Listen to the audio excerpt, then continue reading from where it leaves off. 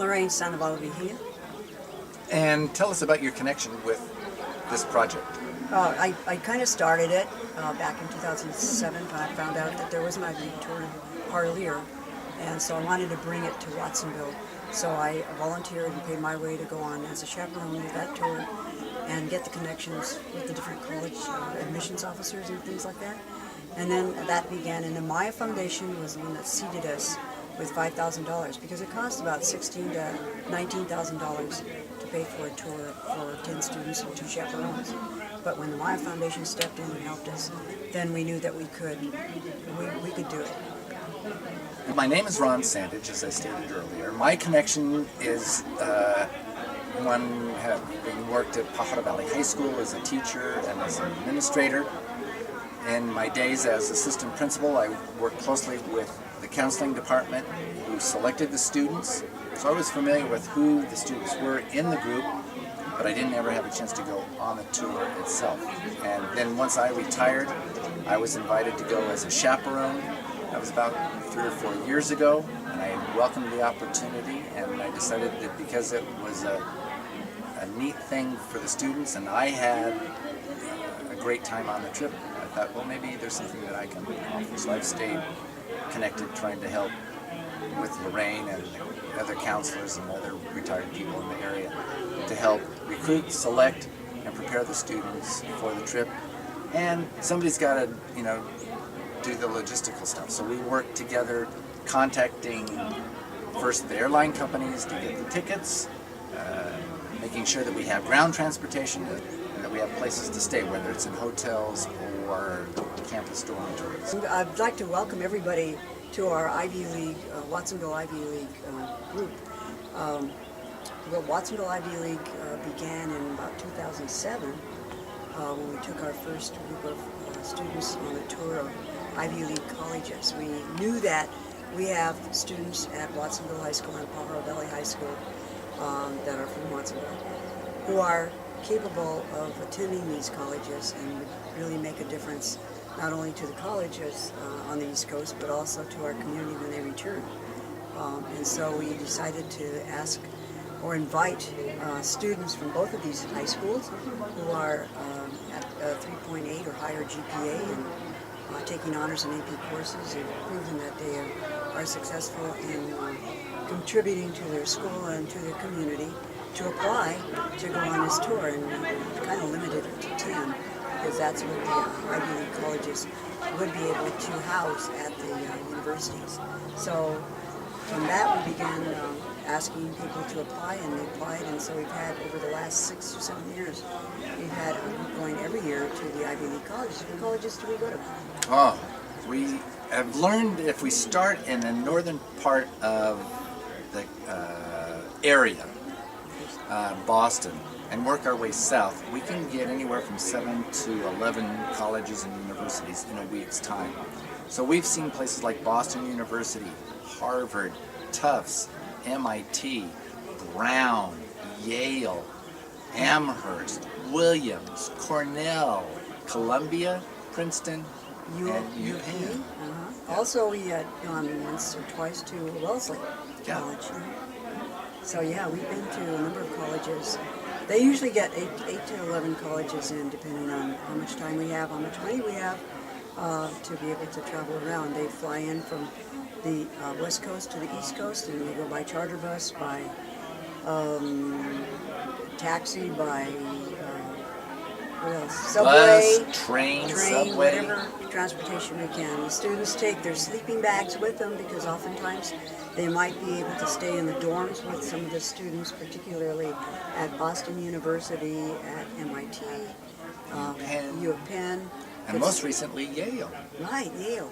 And that really, it comes from being able to do this program annually and develop relationships. The networking thing that we talk to the students about is key to the success of the project.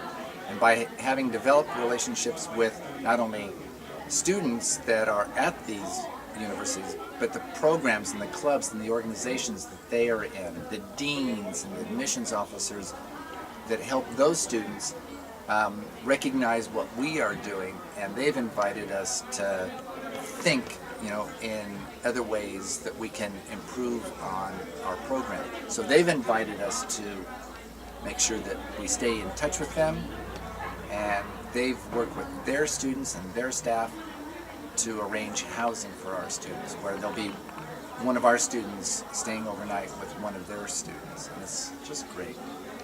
I think that one of the things that is great about the Ivy League project is that the students that have gone on the tour have really proven that you don't have to have a lot of money in order to go on to a university. You don't have to have been to a prep school. They are focused individuals. They are high-performing, academically high-performing students at our schools. Low income for the most part, first generation, second language, many of them, students, and they are succeeding very well. We've had our first group that graduated. We had one graduate from MIT, one graduated from Columbia. Currently we have 2 students at MIT. We have one at Tufts, two at BYU. BU, right. Mm-hmm. And 3 at Brown. 3 at Brown. 2 at Cornell. And one going to Yale is coming. Yeah. So yes, we feel that the program is very successful, and these students are going to come back and be able to contribute a lot. I mean, developing their potential is really the most important thing.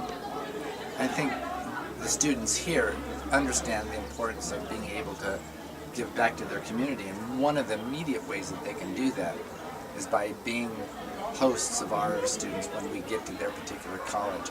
And in some cases, if we're arriving at a school at a time of day where it's going to be too late for an organized official campus tour, some of our alumni who are current students at these universities, they step in and they give us, their guided tour.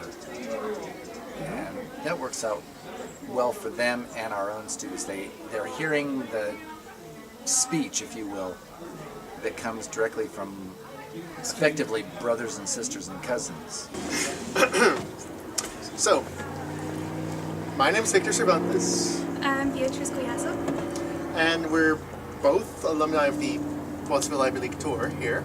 I'm currently a senior in Boston University. And I'm a senior at Stanford. We both graduated in 2010 from Pajaro Valley High School. Sure. My name is Sandro Renteria Garcia. I graduated in 2011 from Watsonville High School, and I am currently attending Tufts University, studying chemical engineering. Hi, I'm Joaquin Alvarez Bautista. I also graduated in 2011, and I'm at Brown right now, class of 2015.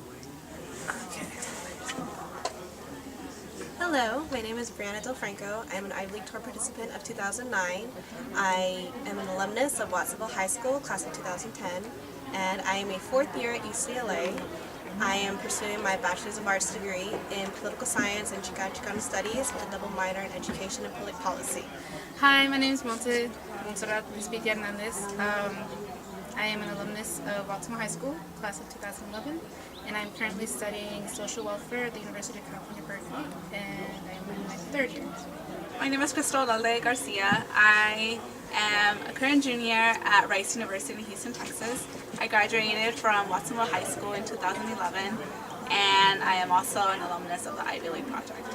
And the Ivy League tour really provided others who were doing the same things, and so we would all get together and talk about the essays and bounce ideas off of each other, edit our essays. So any advice would be to just get together and work together, because as we've said previous, this is basically a community effort, and we all need to help each other to be able to get access into these top tier universities. I know I wouldn't have been able to do it alone, and so I am very thankful for being part of this, because had I not, then I wouldn't be where I am today. Being a part of this Ivy League project tour, that word community really has come up a lot, and that is what it is. It's a community, it's a family, and you help one another, and when one falls, everyone else falls, but right then there, everyone helps each other get up. And just applying to colleges and applying to UCs and CSUs and private universities, it's a struggle, it's hard, it's not easy.